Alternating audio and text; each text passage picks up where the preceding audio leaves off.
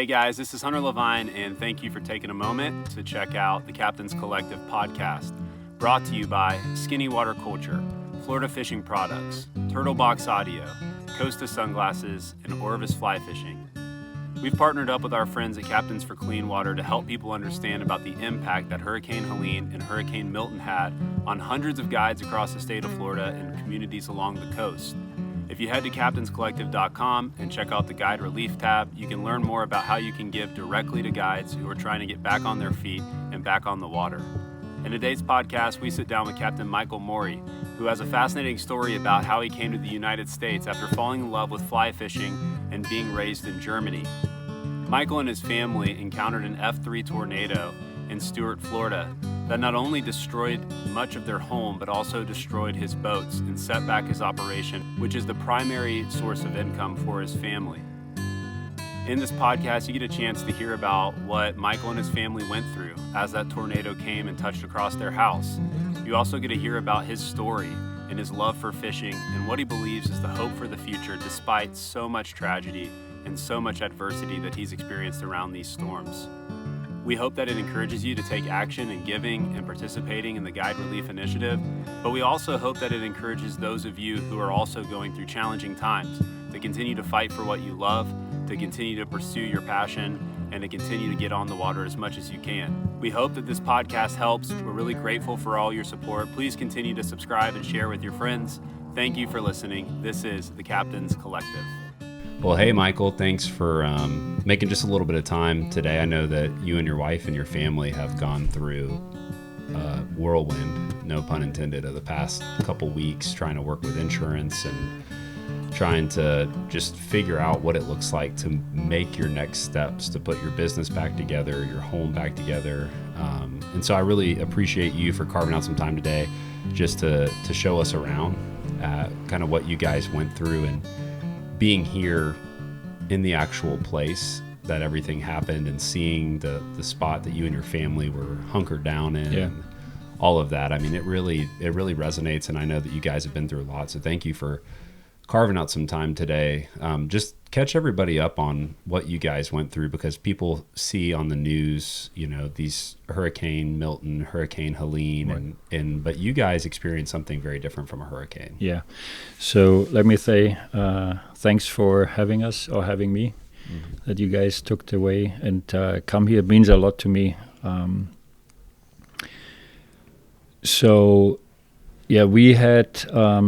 We got hit straight on with a tornado.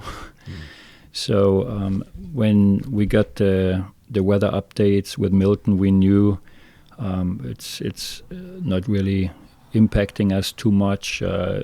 Maybe if it would shift a little bit more south, maybe a Cat 1 or so here. But we were not really concerned, but I put the hurricane shutters up anyway.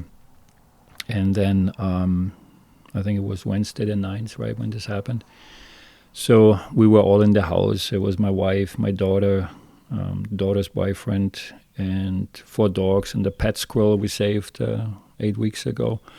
Now it's a full-blown squirrel. And but long story short, so we were all in the house, hunkered down, and looking at the different apps, like with all the warnings and watches and lightning strikes and like pretty much what most of us do anyway, because, it's, you want to see what's going on.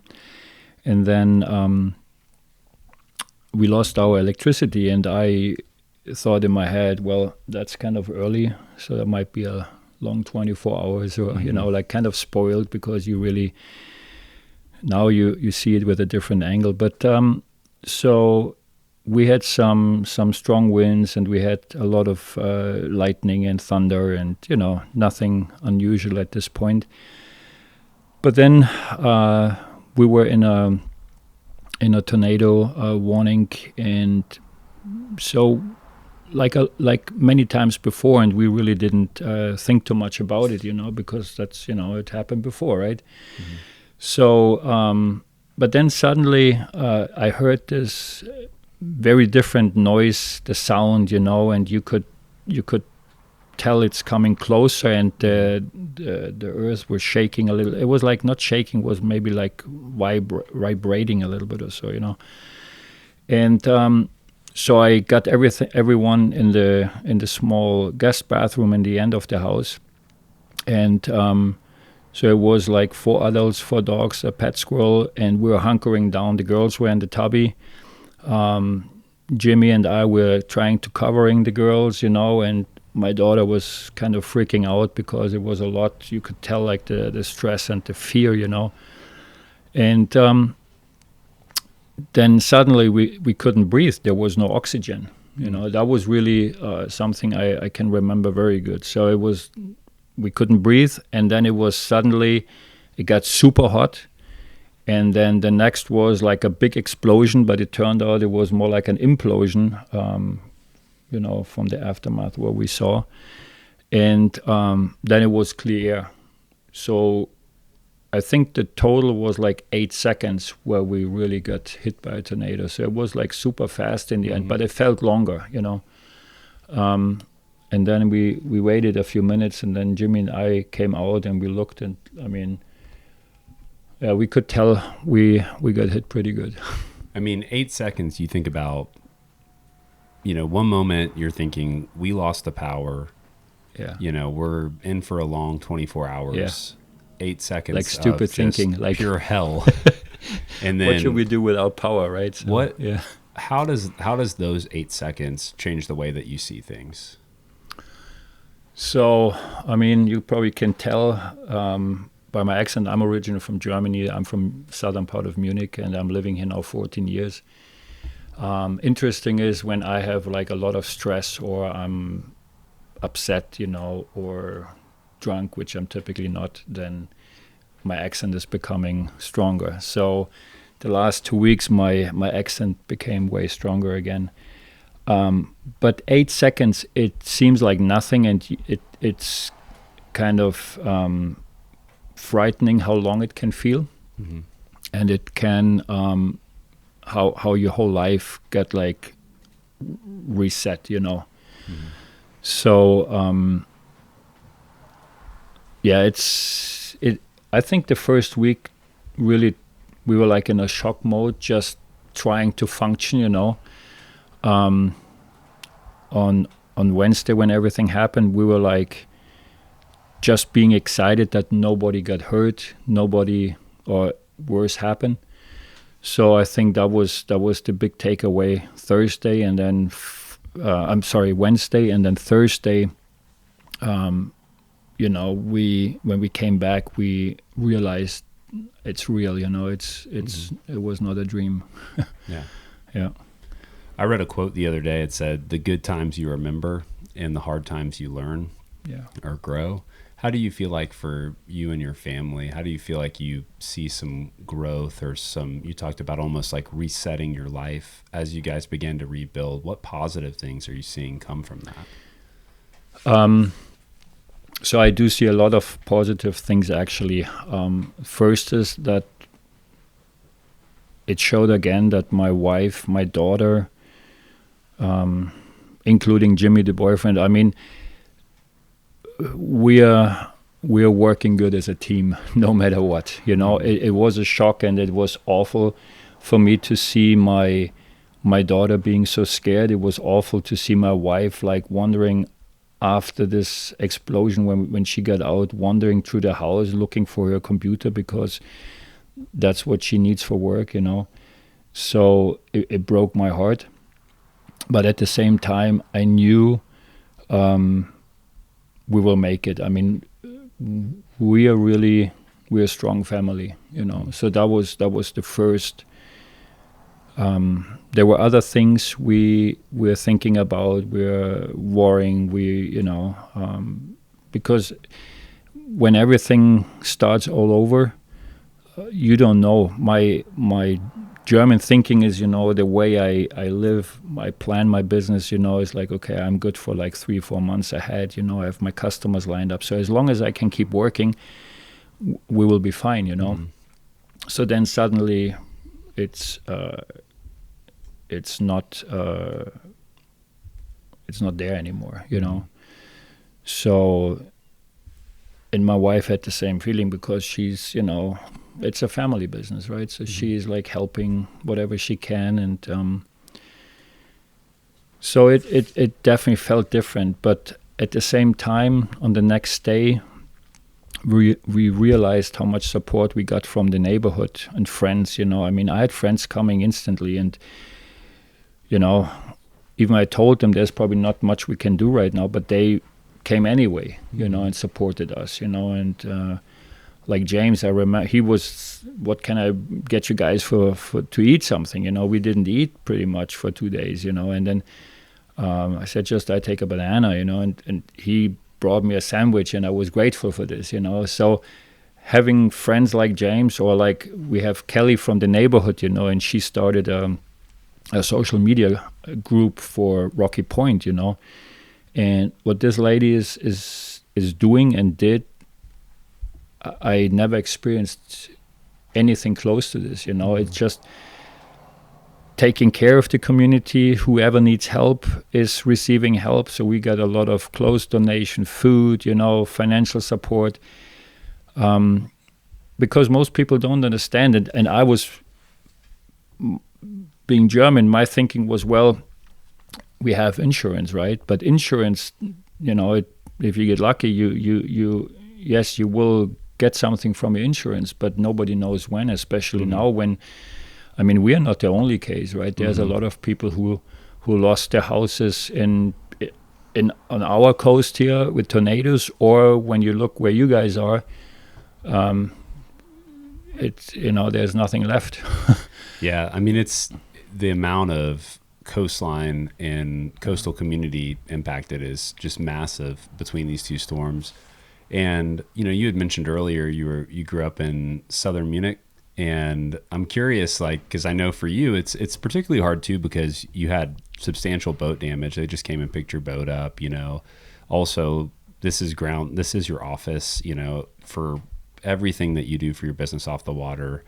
So tell me a little bit about your story from going from Germany to the United States, getting into fly fishing, and then maybe kind of looking forward towards the future, what you feel like is next for your business. Yeah. Fly fishing really is my life, when I grew up in Bavaria on little trout streams, and not showing up in school, but, because on my way to school I had to cross 2 trout rivers, so most times I wouldn't show up after a certain age. And then, my parents got really, I mean, long story short, they couldn't handle me because everything was about fly fishing, and then, so I really started fly fishing in the early 80s. So it's like in 1982, I did some spin fishing before, but then, just got hooked on fly fishing. And how old were you when you first started fly fishing? 12, just turned 12. Was it popular in the area that you were in Germany? There's a lot of culture with this, but it's like, it's not on a wide scale like here in the US. So when you talk about the market in Germany, I would say, and please forgive me, I don't live there for the last 14 years, but back then, when you try to assess the market, I would say maybe 25,000 serious fly fishermen or women, so way smaller, and that would impact me later when I started being like working in the fly fishing industry. But back then it was just, there were some people fly fishing, but typically it would be like more likely older men, rich men, So what wasn't that easy to access actually, and that there's a lot of private rivers or private water in Germany, or held by clubs. So, but then step by step, you slide into this amazing life, of fly fishing, and then in 1998, that was my business. So I got kind of, I don't know how you call it, maybe I got hired by a Scandinavia company, later on to take care and develop their Central European market. But actually, the first company I worked for was G. Loomis, because a friend of mine, he was the distributor for G. Loomis, So I was like super excited, and so I was giving classes, and at this time I had also a trout hatchery, because so in my younger years I was like a little bit wild, so I didn't really work too much. I was just fly fishing and working as a bouncer, So and then I, like in the early 90s, I became a technical engineer of aquaculture. So, and then the following was like I had my own trout hatchery, and so I produced trout, rainbow, brown trout, most likely to release these for certain rivers, in Austria and Bavaria. But that was not an easy task, because in Germany we have very strict rules, so we were not allowed to do treatments, for example, even if you have some outside parasites, you would, for example, you would do a bath with like salt water, but in Germany we were not allowed to do this. We would have to hire like a doctor for animals, like a vet, right? Yeah. So yeah, and but for example in Poland, or in Italy, they would feed all kind of medication to the fish, to keep them alive and happy, So it was not really a fair situation for us Germans, and with the European Union and everything. So a lot of things happened, some personal. And then in 1998, I started working more and more in the fly fishing industry. So I was doing classes, guidings, and like little stuff here and there. But then everything picked up very fast for me. And then I started working for companies, and developing like the Central European market, for a Swedish company. And then years later, I worked suddenly with like a big Norwegian company who took care of Sims and Scott fly rods and SA and Waterworks, for the Central European market. So I was like traveling 200 plus days on the road like a gypsy, selling the products to the shops, giving classes for their customers, teaching their employees, and then doing fishing trips all over the world pretty much, Wow. So it was a fun life, and typically June, July, August, I would live and work in Norway for Atlantic salmon, teaching spey casting and spey fishing, etc. So it was a very exciting time for me. And so how do you go from that to living in Stuart, Florida? Because that seems like a jump. Yeah. So in my off season, I would come to the US and doing the fly fishing shows, like casting presentations and talks.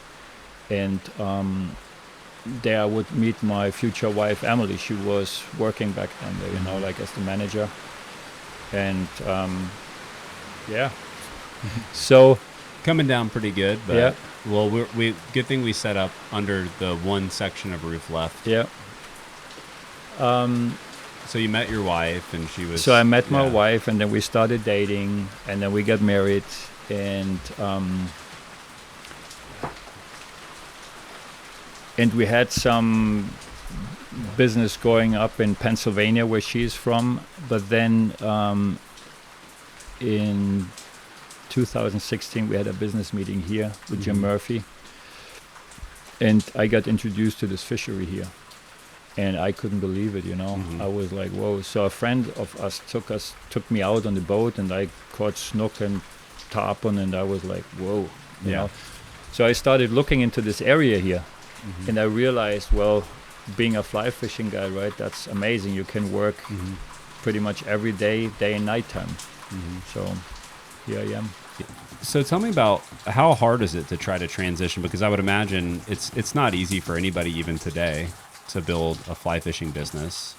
And then on top of that, it is not easy to move from a place like Germany to America.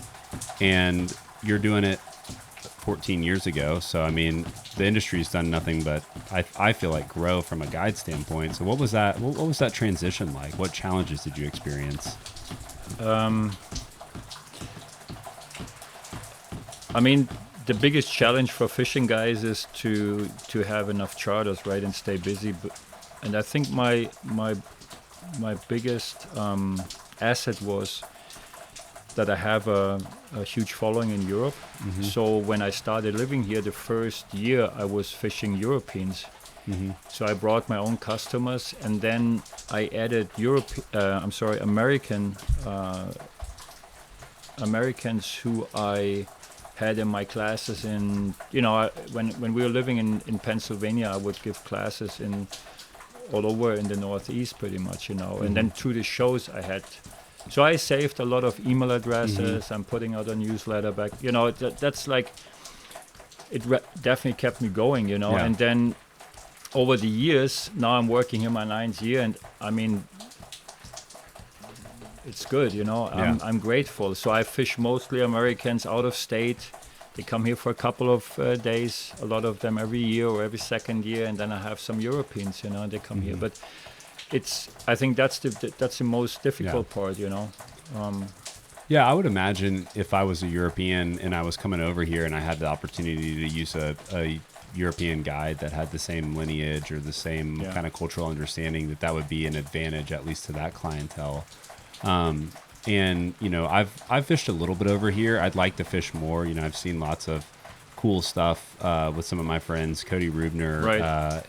But I really haven't spent much time on this side of the state. I've mostly been in the Gulf, and what I have seen is really unique and interesting, especially with how you guys use bigger boats. And I know you had some substantial damage where you're not sure 100% how bad it is to your main boat, which is that larger, you said it's a 19-foot larger bay boat, which is in my book a 19-foot 2-inch boat. But yeah, I mean, so you fish with Cody. Cody is I mean, he helped us a lot. He's a great guy, and I think this is also something is exciting to see. He can talk good, he's knowledgeable. So that's what we need here, Yeah. But yeah, I think what really caught me here is the diversity. So we have inshore, shallow water sight fishing. I love fishing the big jacks. That's when I started living here. I built my entire spring season around these jacks, Yeah. So everybody's talking about GTs, but what we have is it's way better in my book. It's the same strength, it's the same animal, it's the same breed, It's sight fishing. I'm not using teaser rods, so it's like you get this one shot, you better get it done, And it's just, for me, it's a world-class fishery what we have here. And then the same oceanside tarpon sight fishing, you can go traditional, you stake out and you wait, or you go and look for schools. I mean, it's a very exciting area, Yeah. Yeah. No, I love it here. And, I can tell, I mean, even, you took time when you were showing us the damage. You were able to pull us aside and show us your garage, and you have that great Flyworks boat,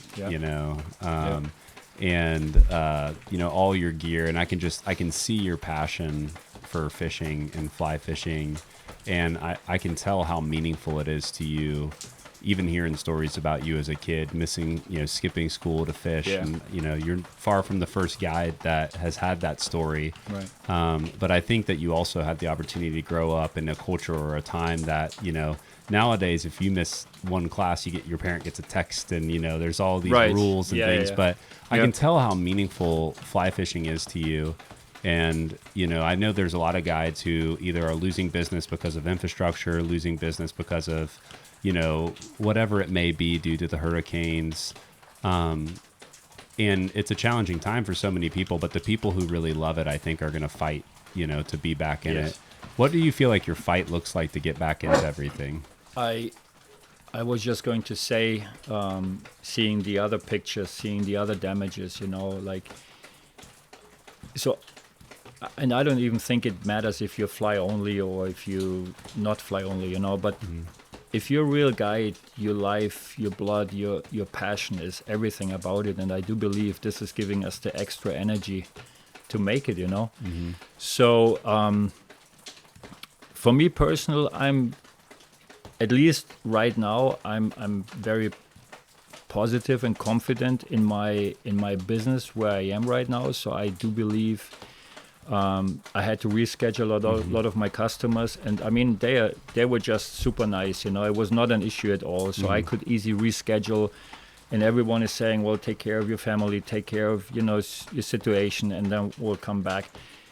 And I think this is something I'm really grateful because you have this relationship and you have your customers, right? It's like most of them. It's like with some of my customers, I go back like for 20 years, you know.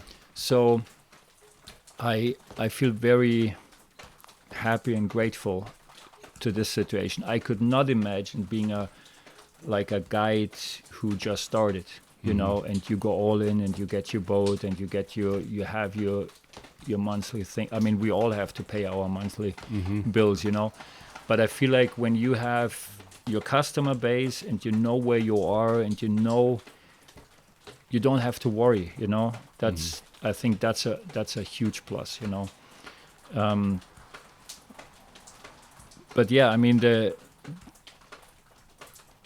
next steps definitely is so we got the adjuster, so now we are trying to get a used camping trailer, put this here on the on the lot, and then go from there, clean up and see what the insurance say. And as we talked earlier, that can take a while. You know, there's a lot of damage all over the state, so we'll see. Well, you said something interesting that I don't know how much I've thought about it, you know, the past couple of weeks, sitting down and spending time with people. But you said you feel like it gave you, in a way, it gave you energy.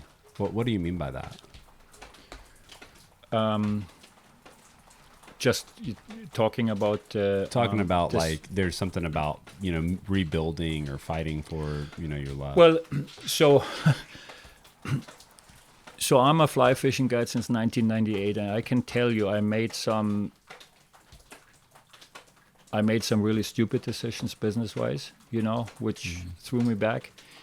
I had some personal dramatic experience in Germany, which took a while to digest.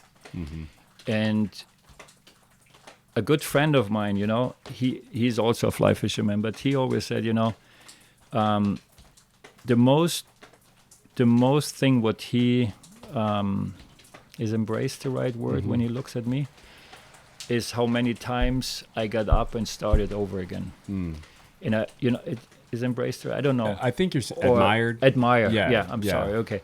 So, and this is what I want to tell people, you know, it doesn't matter what happens, you know, we are alive, and I feel uplifted by our community, as I told you earlier. It's like, so that's a big plus, you know. I mean, I can't imagine like seeing some of the people or some communities where is not this instant help, you know. I feel like blessed, you know. That's the most uplifting experience in my entire life, I have to say this.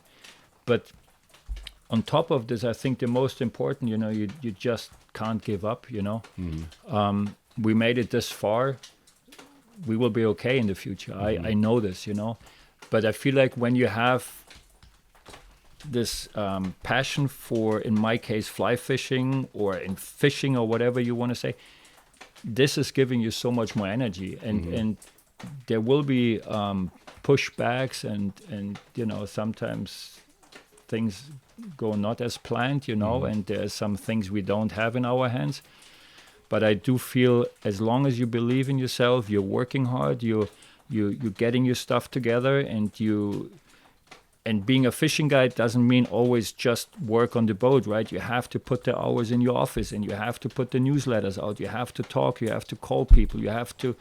This is the background work, I think, at least from my experience. A lot of my friends, they're not the best in it. And I hate sitting in the office and doing this. But I do think this is the most important thing, that if you get the business, then you keep rolling, but you have to put the work in. And the work is not always fun. Even when you're a fishing guide, it's sometimes really hard. But at the end of the day, your passion gets you through this, you know, and you know what you're doing, you know. I mean, the alternative wouldn't be great for me. I probably could work in some grocery stores. You know, I don't know. You know, Yeah. I'm just saying. So I truly believe this. Life is not easy, and sometimes in this case, Mother Nature throws us a curveball and presses 2 times really hard on the reset button. But it is what it is, you know. No, thank you for sharing that. I think that's really helpful. And even sitting here, I wasn't somebody who had a lot of property damage, but somebody who appreciates just hearing a perspective that's so positive with so much going on. So thank you for sharing that. My last question for you is, you know, we talked about getting a chance to fish together soon, which I would love to meet you under greater circumstances than this. We will. But I'm glad.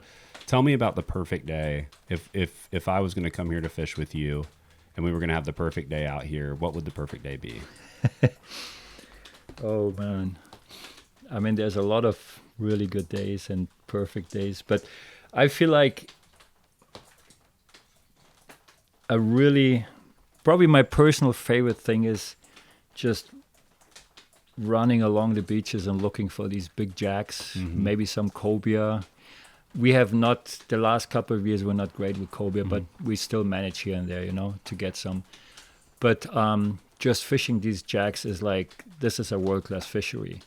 And then, you know, a lot of people, they really like to start very early with tarpon in the morning. But so a lot of times, you know, I might start early with tarpon for some rolling fish, then run for the jacks. And then, you know, like later, like 11-ish, noon, even 1, you know, you're looking for tarpon again, and you feed them like not even stripping, just swinging your fly, you know, like very sparse, tight flies, size 1/0. You just cast it out and you just swing it to them and maybe do one little tuck, you know. So this is what I learned when I realized how I could use all of my Atlantic salmon fishing here for, you know, I fished for tarpon before, you know, I fished for snook before, I fished, you know, in a lot of different places, a lot of different countries. But you kind of stick in the saltwater game, you know, so you do what most people do in the saltwater. When I started living here and I realized that everything I know from my Atlantic salmon fishing techniques I can apply here, it was a game changer. So I do fish a lot of sinking lines, you know, in certain situations. You know, you swing your fly, you feel the fly, you feel the current, you feel the speed, you feel everything, you feel the happy zone. On top of the normal, what we do in saltwater. But so there's so much more, you know. And when I realized this, I was like, dude, I'm never leaving here, you know. So it's the excitement, using all these different angles and these different techniques, applying at the right time, and in the end of the day, it's all about doing the right thing at the right time, you know. And even then, we need luck. But I'm just saying, so it's like, I love every second here. So there is so many differences, so many varieties here in our fishery, and I think that's really, you know, it's a very unique place here, you know, and so now the water quality got better. Not right now, but so now seagrass is coming back, and it's like everything is aligned, you know, and so it's exciting, yeah. Yeah, well, I look forward to doing it. I'd love to do another interview too, because I can tell you're a very technical-minded guy. You were showing me some of the rods that you built and just some of the setups that you kind of have on your skiff, and I look forward to getting a chance to fish with you and doing a more in-depth dive into the world of fishing. Me too. But I'm really grateful again that, you know, I know it's not an easy thing to have your home literally ripped from the ground, and you were showing me all around the building, you know, where the actual roof was lifted up and placed back down. And I know that it's not an easy thing to do, to share your story, and you know, I can tell with guides like yourself, you're hardworking, and, you know, although you are grateful for all the support that people have given you, I can tell that you take pride in the business you've built. And I'm just grateful that you took some time today, you were open and shared this. And I hope that, you're back on the water and ready to go soon and chasing all your favorite fish. But Michael, thank you so much for today, and I really appreciate it. Thank you for coming, taking your time, and getting the word out. I really appreciate it. Well, I'm excited to fish soon. Yeah. We will. I can't wait. So it's kind of embarrassing for me, but I never fished on the West Coast, Yeah. Well, so it's like you said you wanted to meet Harry. I think we can make that happen. I'm very excited to meet him. Yeah. I heard so much about him, and Awesome. Well, thank you. I look forward to doing it soon. Awesome. Thank you, Hunter.